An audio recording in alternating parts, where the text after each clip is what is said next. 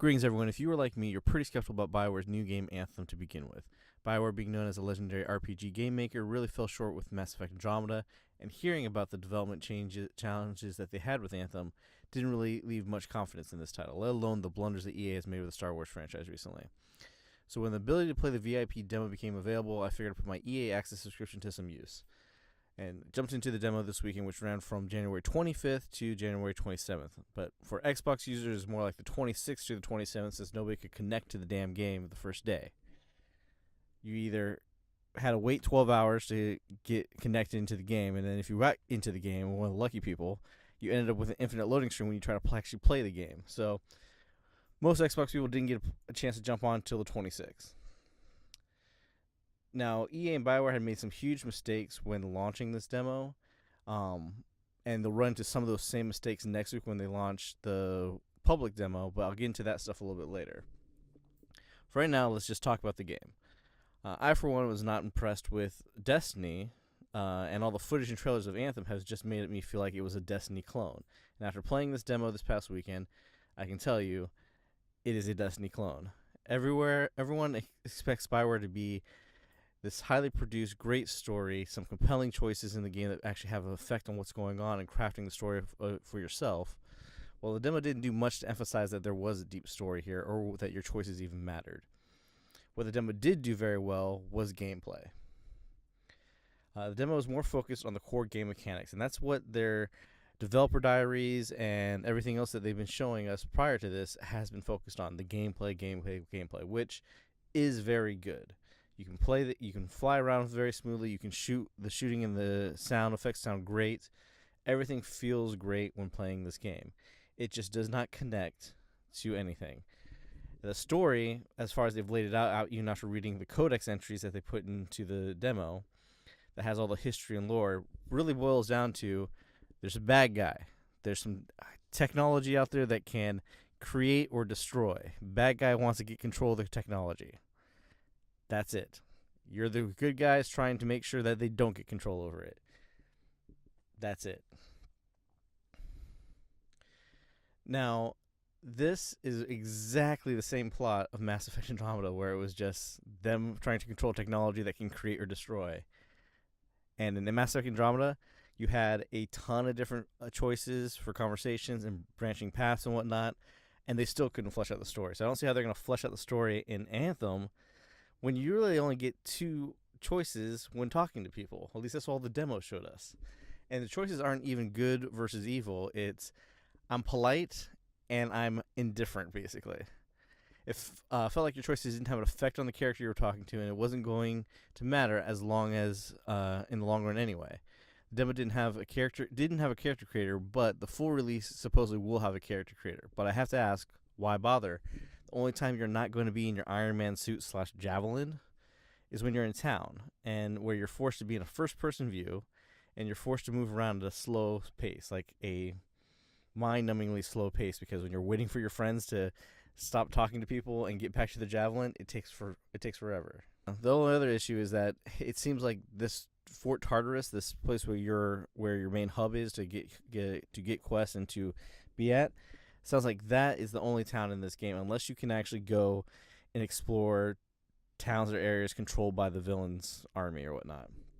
Don't know if that's available, but at least in the demo, all there was is this one town. That's all they keep talking about is this Fort Tartarus. Now that's a big mistake, because that reminds me of Dragon Age 2, an RPG with only one goddamn town, Kirkwall, and that was so damn boring. Almost every RPG in the world has multiple towns to go to. This had one. It was stupid. I hated it. The one thing that BioWare has made very clear is, like I said, the gameplay. Everything works really well with the gameplay. Firing, the gun balances, the javelins, when they're working together as a team is great. If you outload them properly to play solo, they feel good as well. But where they fail is in some of the missions that they have. The demo provided 3 story missions to complete, well, more like one side quest that had 3 parts to it, which is normally fine, but I did have a small problem with this one side quest that they gave us, because it reminded me of another thing I hate about Dragon Age 2. The part of the mission took you to a specific spot where you had to scan for some stuff and, then backtrack and then basically open a doorway to this main area. You get to that main area, and you have a puzzle to solve. Well, the puzzle had no intuitiveness to it at all. There's no clues as to how to figure it out. It was basically hit these 3 switches, and then something will happen. It wasn't just hidden once; they had to be color coded properly. So, but there's nothing in the room, no context clues, nothing that tells you what color each switch should be, or what order they should be in, or if they need to be all the same color, or all a different color. It was just fumble around, push the buttons until it worked. The Mass Effect Simon Says door unlocking feature was more intuitive than this. This was just push buttons and eventually it will fucking work. That is lazy story writing, and was like, there's no need to be a puzzle here. If you're not even going to put the work into it, just let me get in the room, clear it with enemies, and then open the chest instead of having to do a stupid puzzle. Now, the worst part, and I'm not saying the worst part of this is that after you do the stupid puzzle, you get your device, you go back to town, you talk to the guy, he sends you back to the exact same spot, but this time it's infested with monsters, which is very reminiscent of Dragon Age 2 and the caves in the mountains, where they just use the exact same map over and over and over again, and just left you with, hey, now there's a minecart in the way of this doorway, so you can't go through there, or hey, there's a wall here in this doorway instead of you being able to go into the other area. Now, this was only one mission that did that. It took you back to the exact same spot, made you fight a wave of monsters that had a little bit different aesthetic design because there was eggs and webbing everywhere. The third part of this mission did take you to a completely different area, which was much needed. If they took you there for a third time, I'd be really worried. But the fact that this happened within this side mission, even if the context kind of made a little bit of sense, it is worrisome, and I hope they don't do this in the future. But it's something you got to be careful of. Needless to say, I'm not buying this game at launch, and I advise if you have pre-order to cancel and just wait to see what happens after the real game comes out.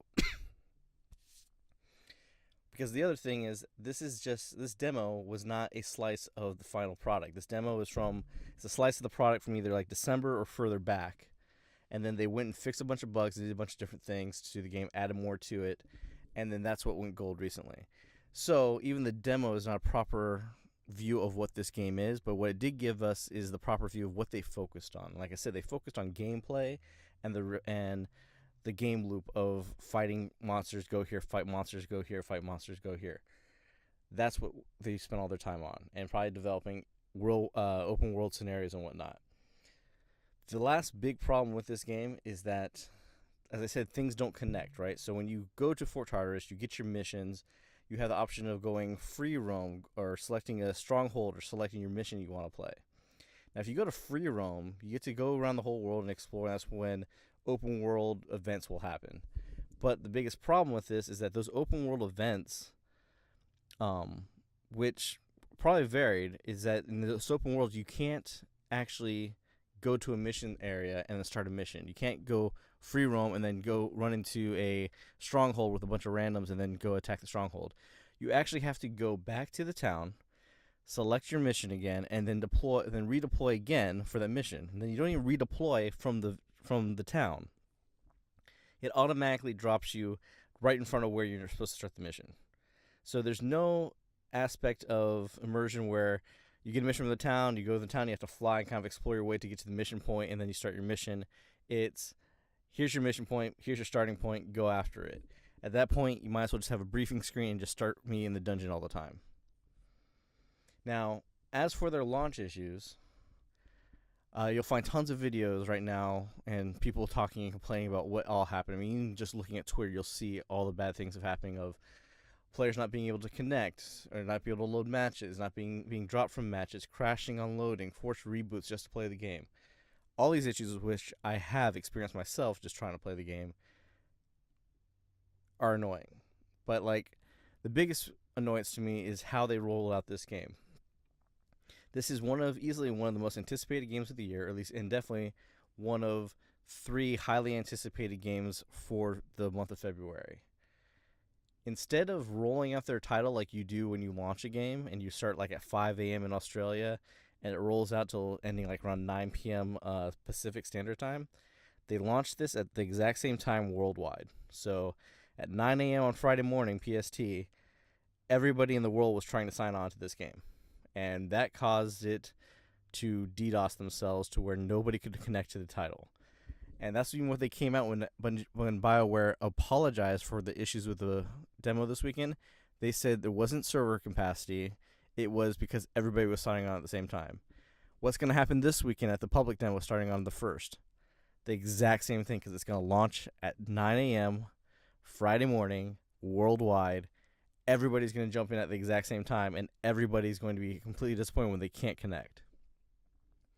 That there is just a level of stupidity I cannot think of, because everybody in the game industry now knows, especially with an online service only game, you can't do that. Nobody's going to be able to connect, and you end up with a bad experience. So overall, don't buy this game.